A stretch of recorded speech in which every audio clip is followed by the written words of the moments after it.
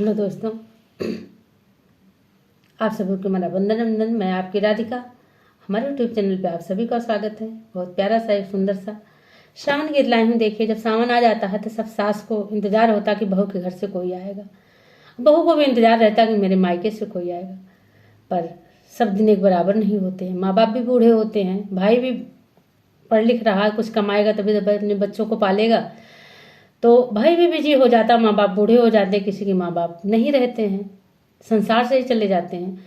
तो बहुत सब्र करना पड़ता है हर चीज़ का। लेकिन जो है, बहन तो एक बार समझ भी लेती है, लेकिन सास नहीं समझती है। तो सास क्या कह रही है अपनी बहू को, सुनिए आप लोग। बहुत ही प्यारा गीत है। लगतै सावनवा सासु मारे लगी तनवा, नाही अइले तो हो रे बीरा नवाना। लगतै सावनवा सासु मारे लगी तनवा, नाही अइले तो हो रा बीरा नवाना। मैया पापा भूली गईले कई के गवनवा, कैलू कवन ऐसन कमावाना। मैया बाबू भी गईले कई के गवनवा, कवन कैलू ऐसन कमावाना। या तनी बचन सुनी मोरी बहुआ, आंसुअन से भीगे नयनवाना। नाही मोरी सासु हो मैया बिसराई, नाही गईले पापा मोर कई गवनवाना। नाही भूले पापा मोर कई गवनवाना। भाई मैया पापा के आइल गई बूढ़ाई थी, भैया मोरा गईले विदेशवाना।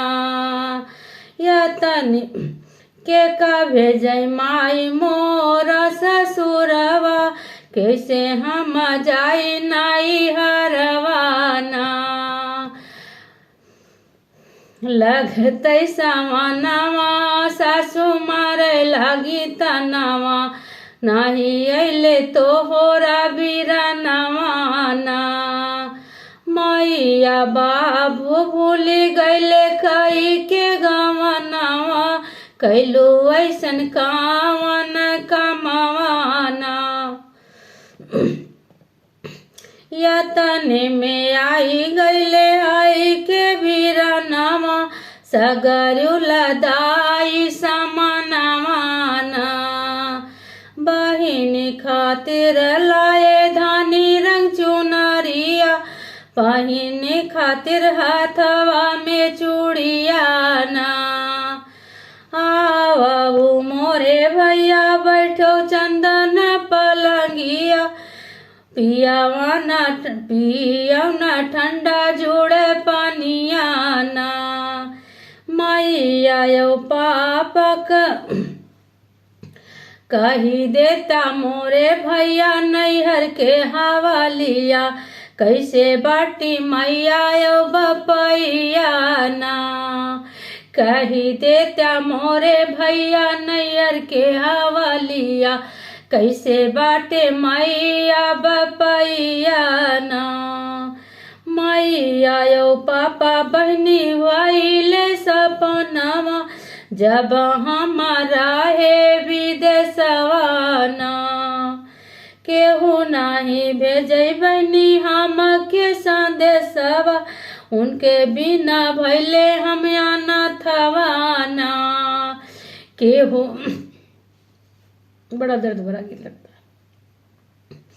केहू नहीं भेजै बहनी हम के संदेशवा, उनके बिना भैले अनाथवाना। भैया यऊ बहिनी के रहे बना रहे सथवा, हम एक दूजे के सहारवाना। भैया यो बहिनी कई बना रहे सथवा, हम एक दूजे के सहारवाना। लगत समानवा सासू मारे लागी तनवा नाही अले तोहरा बिरनवाना मैया पापा कैले भूली गईले कई के गमनवा कैलू ऐसन काम न कमावाना। तो देखिए ऐसे सासू होती हैं। बड़ा दर्द भरा गीत लगा मुझे तो भैया। देखो सबके माता पिता एक दिन बुढ़े होते हैं, एक दिन नहीं रहते हैं। तो किसी सास, सबको एक बहन को सास बनना, एक बहन को मौसी भी बनना, माँ भी बनना, बुआ भी बनना है, सब फर्ज दिखाना है। तो वैसे क्यों कहती हैं सासें, मेरे समझ में नहीं आता है। ये गीत आप लोग को कैसा लगा जरूर बताइए।